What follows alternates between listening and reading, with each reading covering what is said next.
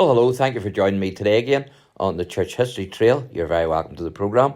Where we find ourselves this evening is out in the sticks near the town of Ballynahinch in County Down. We're on the trail of Betsy Gray.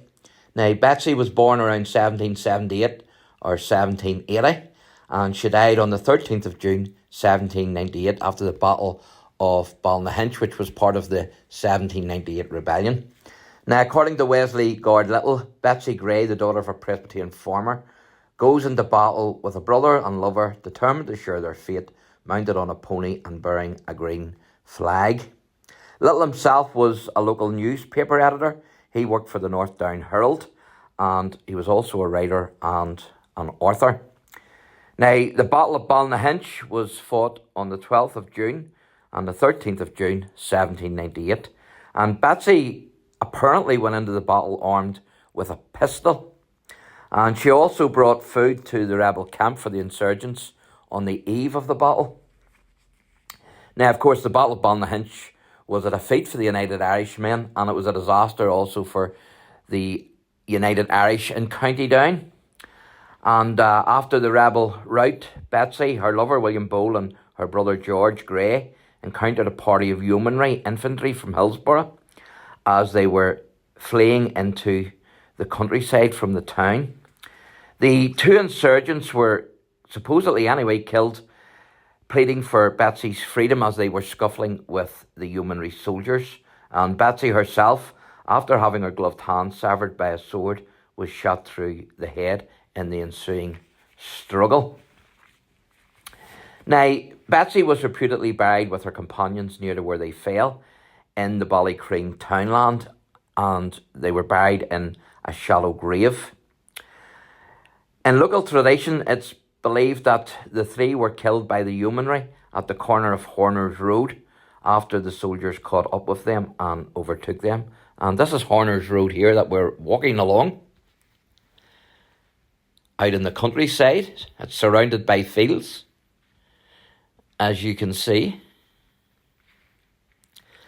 And then it's believed that the bodies were found by a Matthew Armstrong, and he was part, of course, of the Armstrong family that owned the land. And it's said that he buried them then in that makeshift grave, which is actually across the fields there. Now, it's also believed that Betsy was later interred and buried in a little churchyard called Garvaghy, which could well be the parish church, the Garvaghy parish church. The minister at that time was the Reverend Thomas Beattie. But that's where they were buried initially, just across the fields. But it's believed that she was reinterred in a little churchyard called Garvaghy. Now, you're not allowed to cross there. I have to say that's private property, and the farmer who owns that land doesn't allow you to trespass.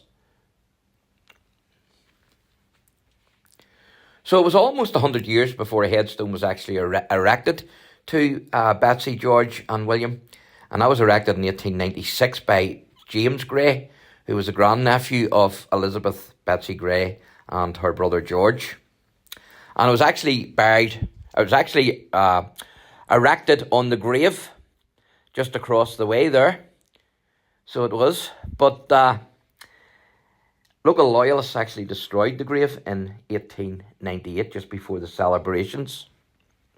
But it's believed here at Horner's Road is where the three insurgents fell, that they were killed by the yeomanry soldiers, and as I say, then buried across the fields there. So quite amazing, isn't it? So unfortunately, I can't show you what's left of the grave because it's private land. But at least I was able to show you the place where it's believed that they fell. So thanks for watching, and God bless.